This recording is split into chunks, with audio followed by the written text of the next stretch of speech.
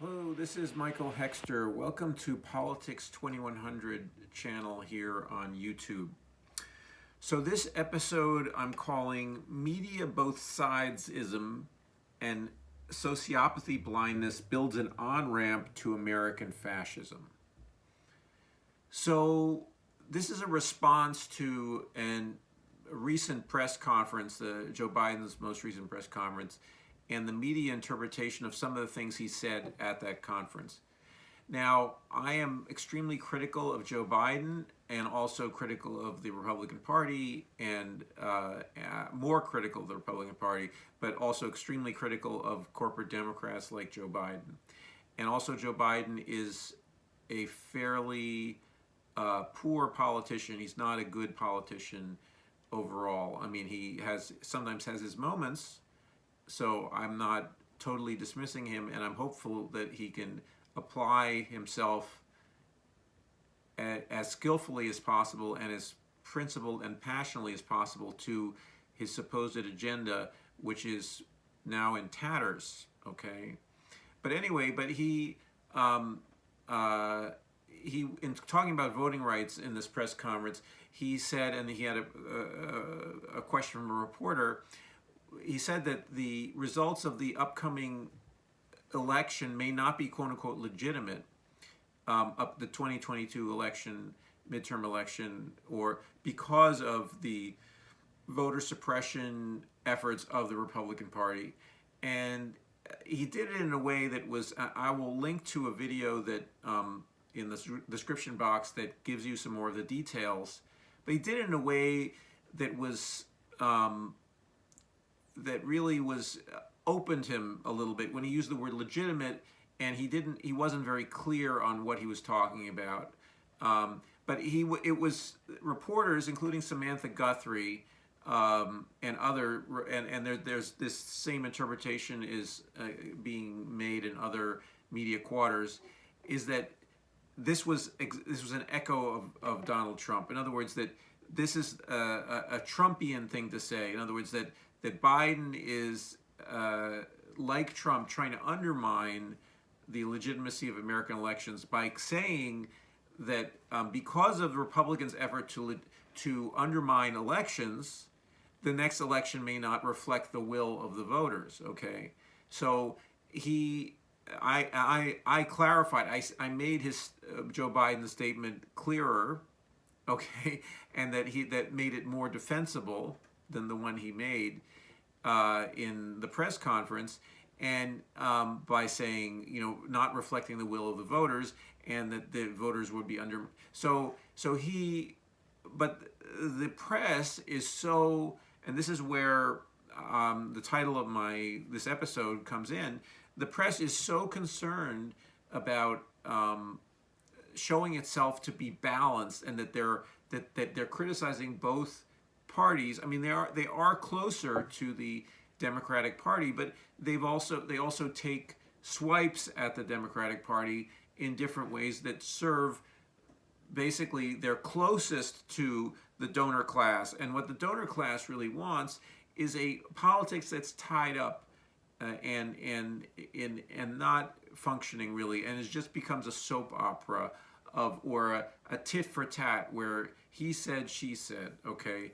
And this is very, very clear from other news, for instance, that lobbying, there was a huge boom in lobbying last year, and there was about a 25%, 30% just increase in lobbying dollars, and that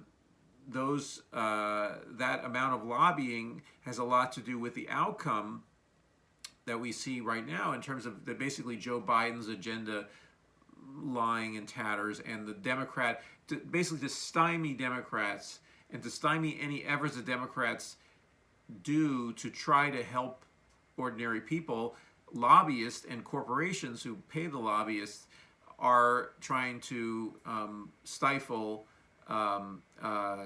the efforts of government and the efforts of pro-popular government action. Okay, and I'm not saying the Democrats are really behind their own efforts, but they at least make these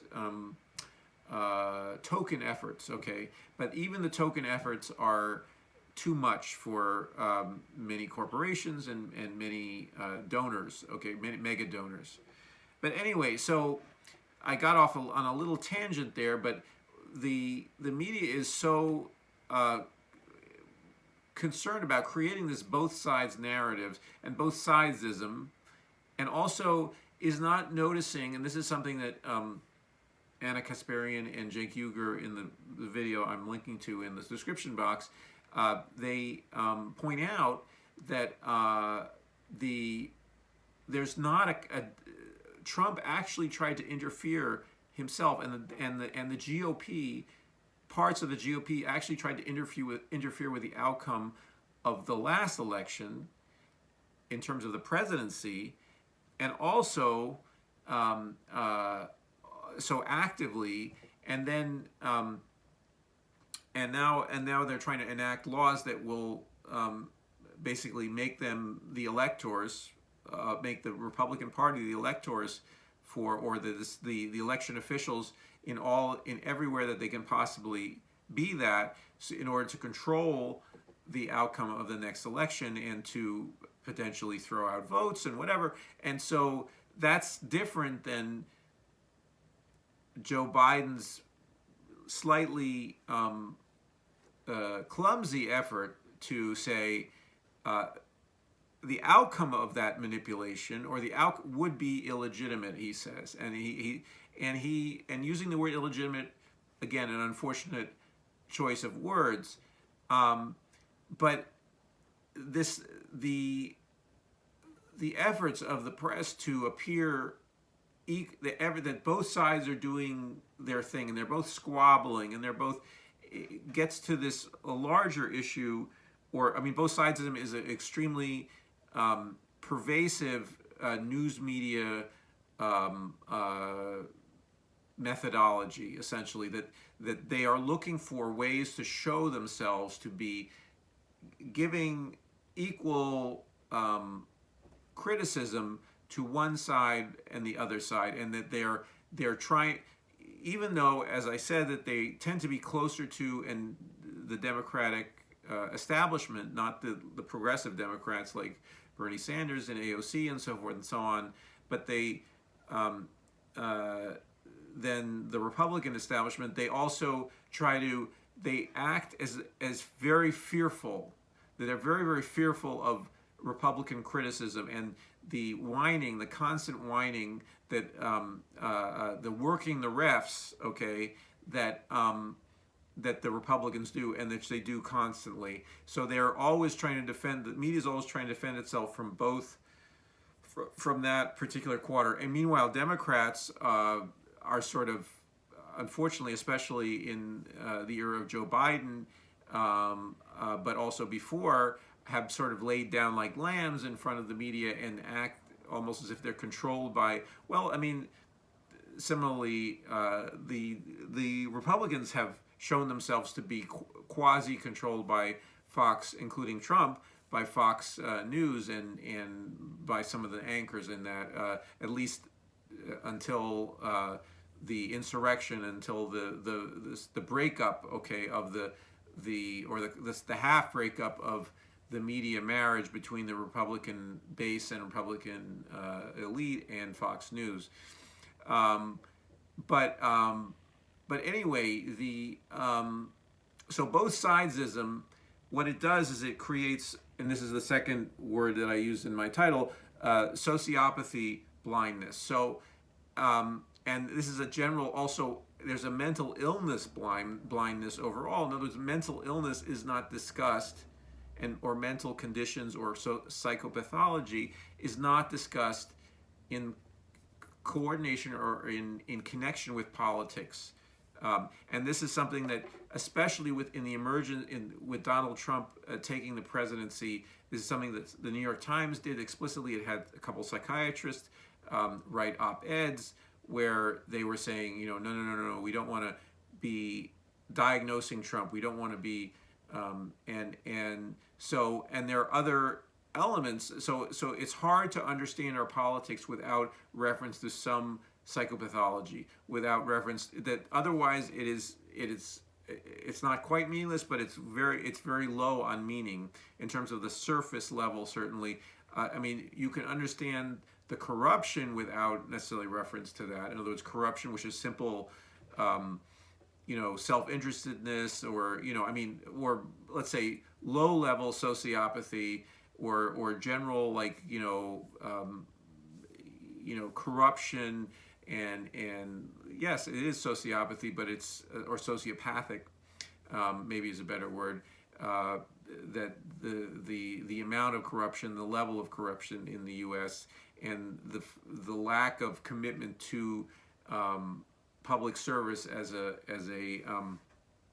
primary job of politicians, rather than servants of the donor class and the servants of the mega donors. But anyway, so the media doesn't also report on that. So that's also another. That's the media leaves out the corruption. Okay. And that's something that Cenk has been very, very good at Young Turks, has been very, very good at tracking and hammering on, and also he's also an activist against that corruption. And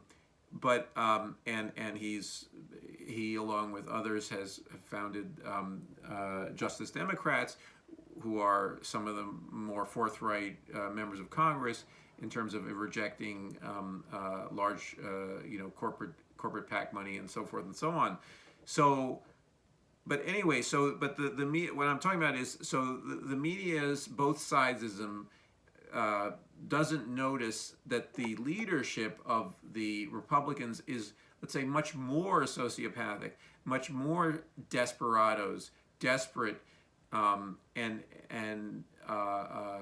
doing acts, coup, basically instituting a coup. We're in the process of right now of a coup, of overthrowing the idea one person, one vote, okay, in the United States. And so this principle is no longer, which is the sort of the, let's say, the ethical principle upon which, if democracies get their basis, and by throwing it out, essentially you're kind of throwing out the rationale for having a democracy in the first place. If you try to create a system that's jury rigged against a majority, and that's our system is currently jury rigged against a majority, it's rigged against a majority, in certainly in the process of it, the Senate is rigged against a majority, and then also the filibuster puts 11% of the population, or senators representing 11% of the population, in a position to stop any legislation. Okay, theoretically, 11%. It could be in reality 15% that join the filibuster, or 18 or 20 or 30%, but that are represented by the senators who are filibustering. But anyway, the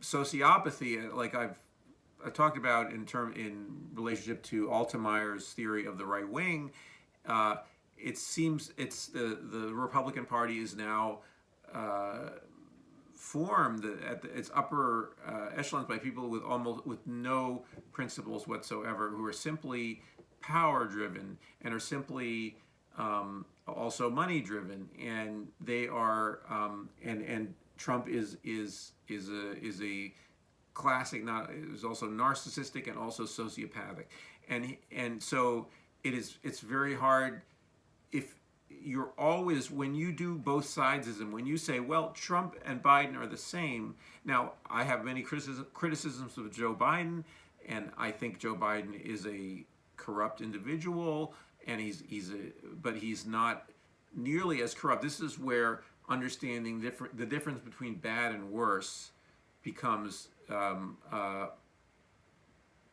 crucial. Okay, that we have a system that encourages corruption, in which Joe Biden has grown up and is as a politician and has learned, and he is a a spokesperson for the donor class, and at the same time, he's not trying to end democracy. Okay, he is not trying to.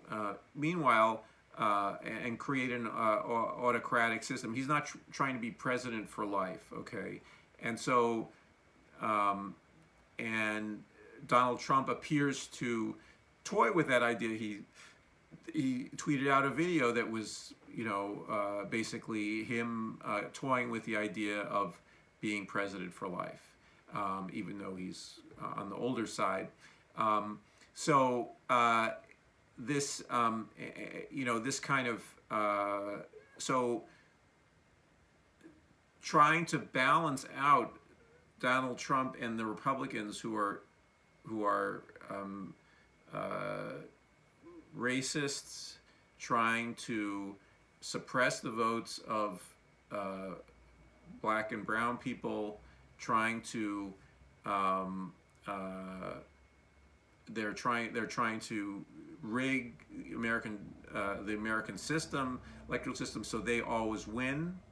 So meanwhile, the Democrats are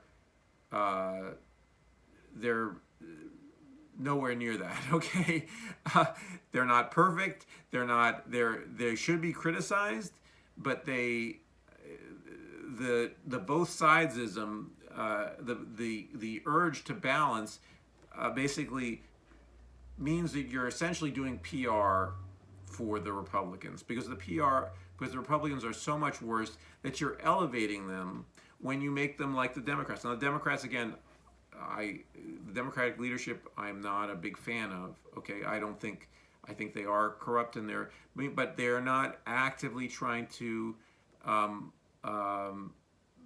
overthrow our system. Okay, and overthrow democracy. They certainly do all kinds of efforts to. Or they make some appearances of trying to improve it, okay, or trying to preserve it to some degree and improve it. And they do seem to. I do think actually that sincerely Joe Biden, even though I'm intensely critical of him, he does want it to continue. I think it's a sincere belief. He just doesn't. He doesn't have the tools politically and mentally, I don't think, to really realize his wishes, okay, in this regard. And again, his wishes are not nearly what my wishes are, or what maybe other Sanders-esque supporters or supporters of Sanders and further left politicians would want. But I think he certainly doesn't want to turn the United States into a fascist state, and that's something that, or a neo-fascist state, and the Republicans seem to be tending more and more toward that, and to be toying with it, and so anyway, so the sociopathy-blindness is something that.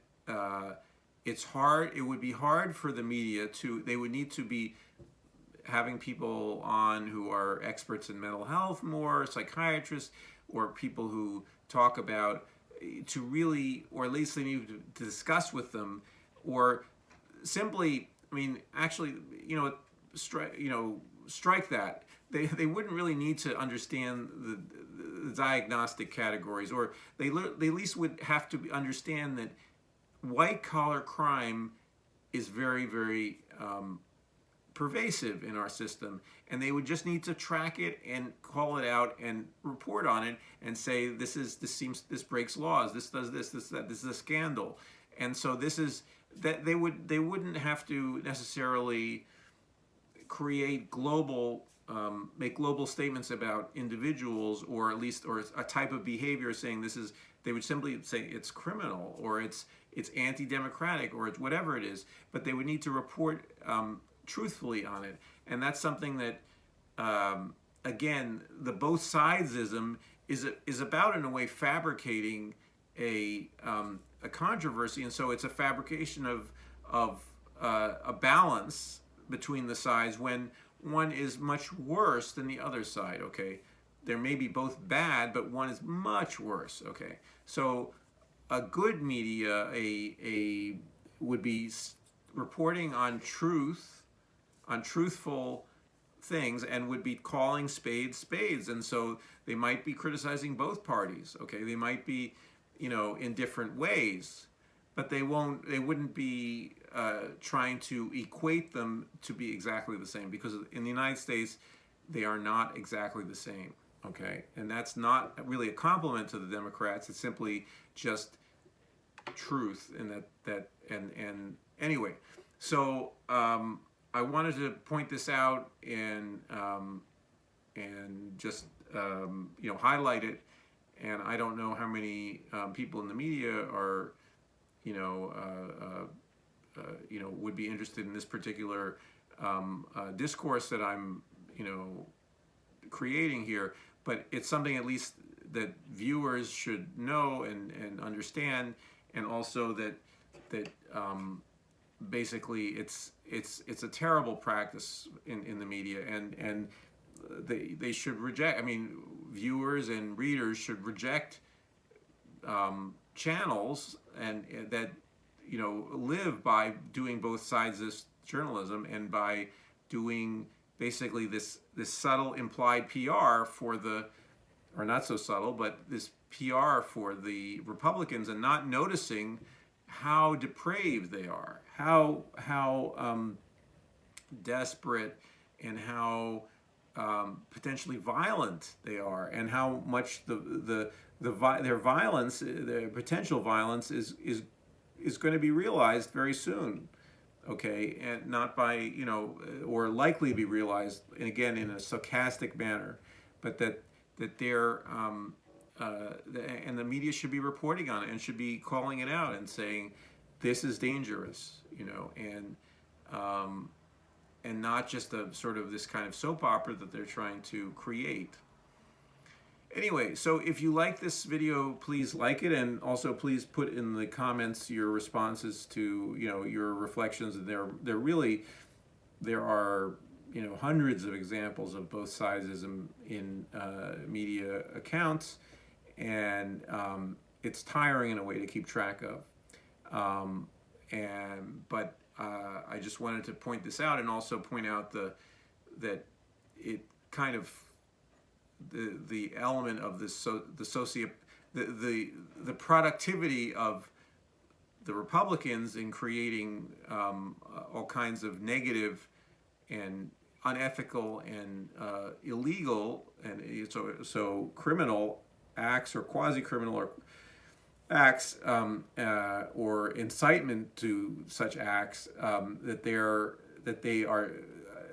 shouldn't be normalized by the press. So anyway, so if you're enjoying Politics 2100, please subscribe, and I will see you in the next video.